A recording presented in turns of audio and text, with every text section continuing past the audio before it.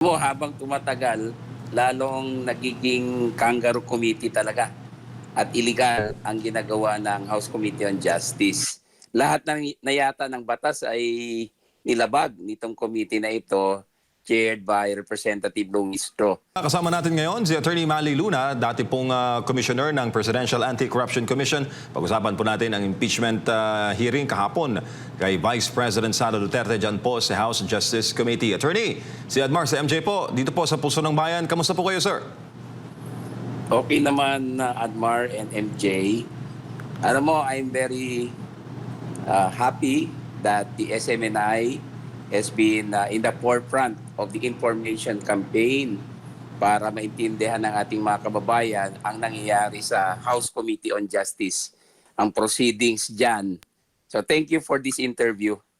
Apo, sir, ano po ang inyong major takeaways sa naging pagdinig kahapon? Unahin po siguro natin yung nagsinabi po ni Congressman Marcoleta na sinita niya na weaponize ang Justice Committee, impeachment, improvement sa reklamo at sinorportahan po yan ni Congressman Garbin.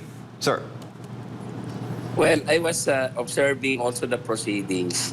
Alam mo, habang tumatagal, lalong nagiging kangaroo committee talaga at iligal ang ginagawa ng House Committee on Justice.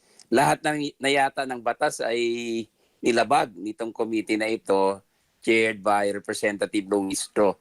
And I'm very disappointed because the Congress should have been very obedient of the Constitution. Pero ang nangyayari, kabaliktaran.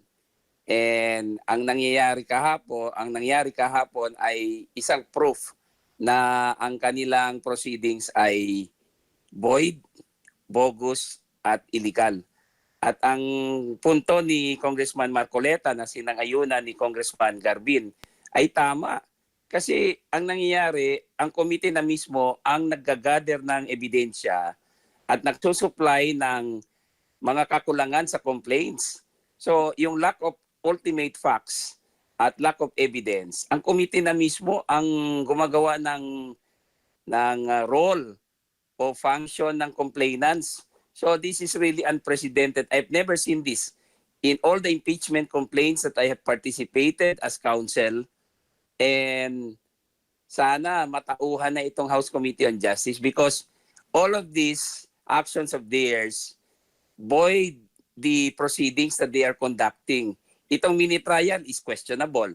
Tapos yung kanilang proceedings like gathering evidence for the complainants is questionable.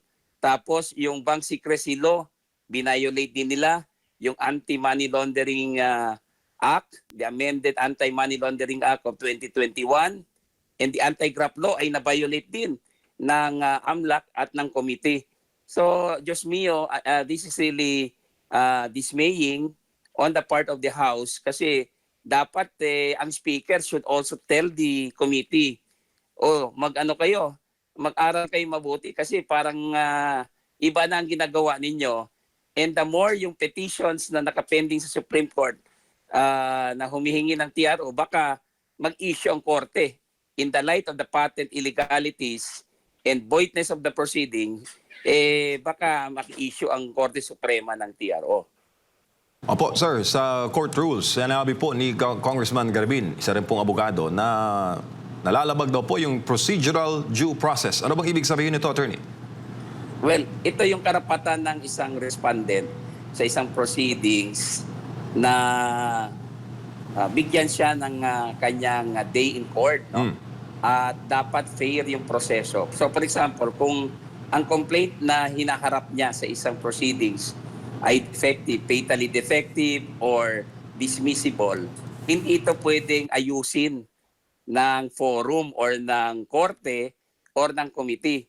Ang dapat gawin nila dyan ay i-dismiss ito. So ito yung procedural due process na sinasabi natin. Yung karapatan ng isang respondent na kilalanin at bigyan ng halaga at sundin yung kanyang karapatan na naayon sa Bill of Rights ng Konstitusyon at ng mga batas. Pero dito, unfortunately, MJ and Admar, hindi ito sinusunod. There is a blatant a brazen and patent illegality and disregard of the due process right of Vice President Sara Z. Duterte. Pero sinabi po kahapon ng chairman ng House Justice Committee, si Congresswoman Jinky Beatrix Luistro, abogada din po, na matagal na nilang pinagsasabihan si VP Sara at matagal na silang nanawagan na lumitaw at ipaliwanag po ang kanyang panig sa House Justice Committee dahil ito raw ang proper forum. Huwag daw maglabas ng press release, huwag daw mag-content. Justice Committee raw dapat niya sagutin. Anong masasabi mo doon, sir? In response po doon sa concern ni Congressman Garbin na procedural due process. Alam mo, MJ and Admar, yung karapatan ng isang respondent is not to appear is a very cherished right. Kung nakikita niya ang proceedings ay hindi na tama or there is a violation of her rights and the law and the Constitution, bakit siya mag-appear? Karapatan niya hindi mag-appear eh. That is one of the cherished rights enshrined in the Bill of Rights. So bakit nila pepersahin ang ating Vice President na mag-appear? Because she does not have to appear. So hindi pwedeng gawing propaganda ito na pinapalabas nila na ayaw mag-appear ang Vice Presidente at sagutin yung mga aligasyon doon. She does not have to eh. In fact, nag-question siya sa Korte Suprema, nag-file siya ng petisyon para questionin yung aksyon ng komite at ang proceeding. So why will she appear? Kung karapatan niya ito na hindi mag-appear. Because if she will appear, she will waive her right to question the proceedings against her. So Luis Ro, who is a lawyer like myself, should know this. Pero ginagawa nilang propaganda ito eh. They are trying to project to the public na ayaw lang harapin ng Vice Presidente. Actually, karapatan ng Vice Presidente Sara Z. Duterte ang hindi mag-appear dito sa Kangaroo Committee holding or conducting a void, bogus, illegal impeachment proceedings. Opo, at saka ano kaya ang hangganan nito, Attorney Manny, doon sa kapangyarihan po ng Justice Committee? Kung babalikan po natin ang mga ganap doon po sa nagdaang mga impeachment process, sa Senate talaga binubuksan o sa actual Senate impeachment hearing, binubuksan yung mga salin. Pero dito, Justice Committee pa lang po na bubunyag na yung laman ng Statement of Assets, Liabilities and Net Worth, sir. Ang masama pa dito, they are probing deeper and they are expanding the probe. Tapos umaabot sila doon sa alleged bank deposits ng Vice Presidente, covering periods na hindi pa siya impeachable officer, pati yung sa husband niya. Ito ay isang malaking paglabag sa confidentiality rule and the bank secrecy law and also yung proceedings mismo ng House. Hindi pwede ito eh kasi sa kanila initiation phase lang eh. Ginagawa nila ngayon ay they are usurping the power of the Senate sitting as an impeachment court. So hindi pa ito ang panahon for the committee to do this because yung kanilang mandato is only to determine whether or not there is probable cause. So, hindi pwedeng maganap yung mini trial pero ginagawa nila ngayon ay isang mini trial na labag sa ating constitution. So, sila mismo ang nagbibigay ng grounds or cause para ma-invalidate ang kanilang proceedings. And the Vice President acted correctly in not appearing there and giving and dignifying yung kanilang illegal na gawain dyan. Opo, sinabi po ni Congresswoman De Lima na wala naman daw masama doon sa improving the evidence dahil at the end of the day, sila naman din daw ang mag-constitute o tutukoy kung may existence of probable cause doon po sa inihayang impeachment complaint. Sir? There is everything that is to be condemned there. Lahat ng kamalian nandun na eh. Kasi kung ikaw ay isang fiscal or a prosecutor and you are determining only whether there is probable cause or not, hindi ka pwedeng conduct ng extensive probing eh or investigation. Bawal po yun. Kasi parang trial na yan, sinasakop mo na yung poder ng korte. So in this particular case, parehas ang sitwasyon eh. So De Lima, who is a lawyer like myself, should know na yung kanilang poder ay limited. So bakit nagko-conduct sila ng mini trial? So is this not a violation of the procedure ng House at sa kakarapatan ni Vice President Sara Duterte? So klarong-klaro ito, MJ and Admar. And I have to tell the committee, based on my experience as an impeachment counsel in several impeachment proceedings, na hindi ito ginagawa ng isang matinong House Justice Committee. This has never happened before. Ngayon lang nangyayari ito na ginagawa nilang parang circus, palengke, ang kanilang proceedings, and they are the ones responsible for in case na ma-invalidate or madeklarang void ang kanilang proceedings because they are the very cause of the voidness and illegalities that they are committing. Can you imagine sa panahong ito, gusto na nilang malaman lahat ng alleged accounts ng Vice President. They are even inviting persons who are accused of high crimes like kidnapping, like Madriaga, inimbitahan. Si former Senator Trillanes, anong alam niya dyan? Puro hearsay yung mga pinagsasabi niya.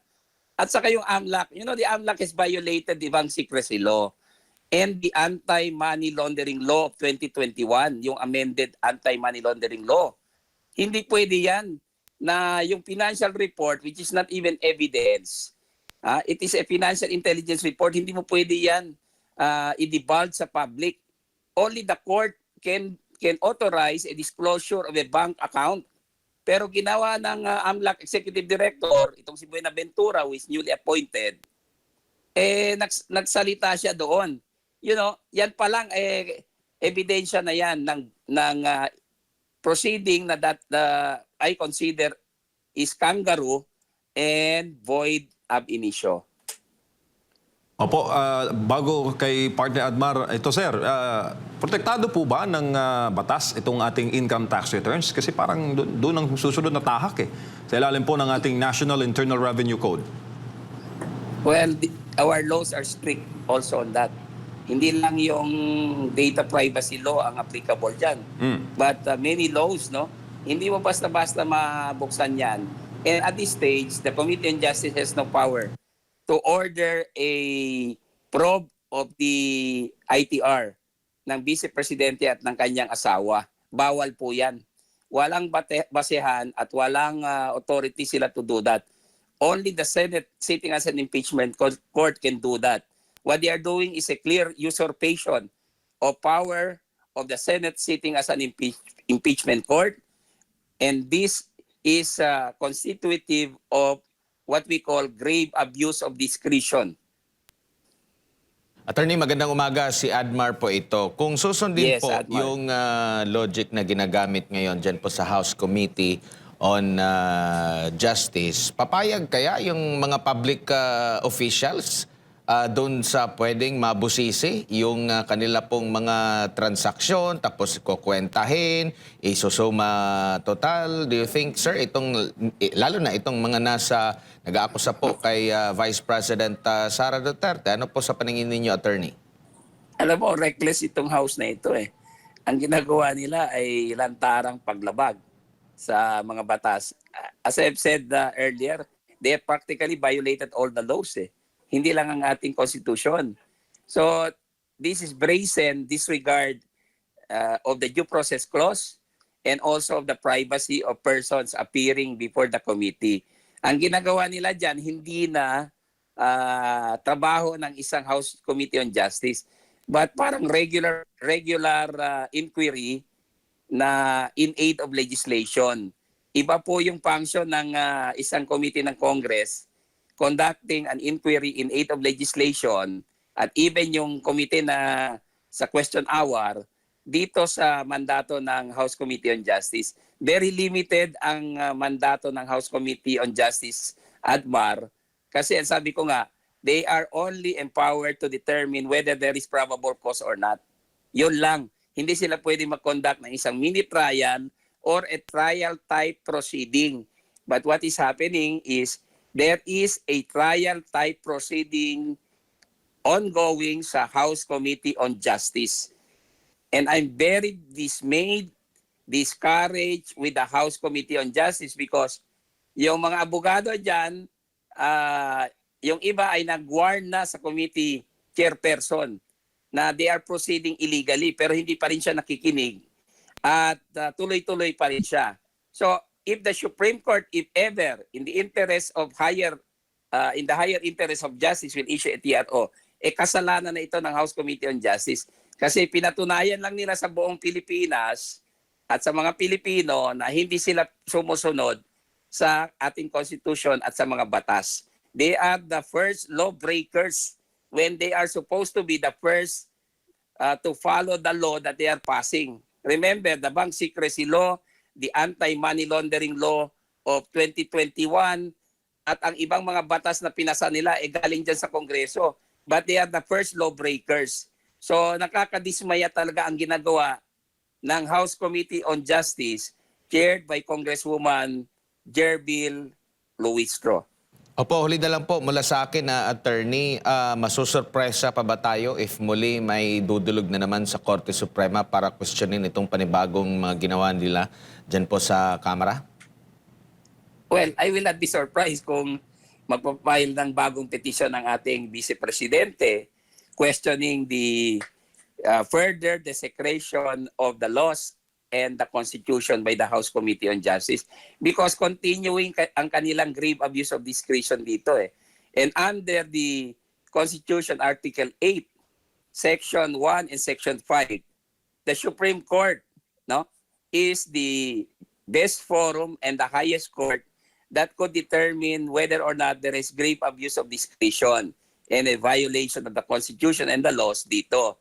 In fact, may mga pending na sa Korte Suprema na petisyon. Pero because of the ongoing violations committed by the House, pwede pa rin maghain ng panibagong complaint sa Korte Suprema or in the proper courts. Opo, maraming salamat po. Attorney Manny Luna, dati pong PACC Commissioner sa inyong panahon. Mabuhay po kayo, sir. Maraming salamat sa inyo, MJ and Admar, and to SMNI. Yan po, si Attorney Manny Luna, ating pong nakapanayam sa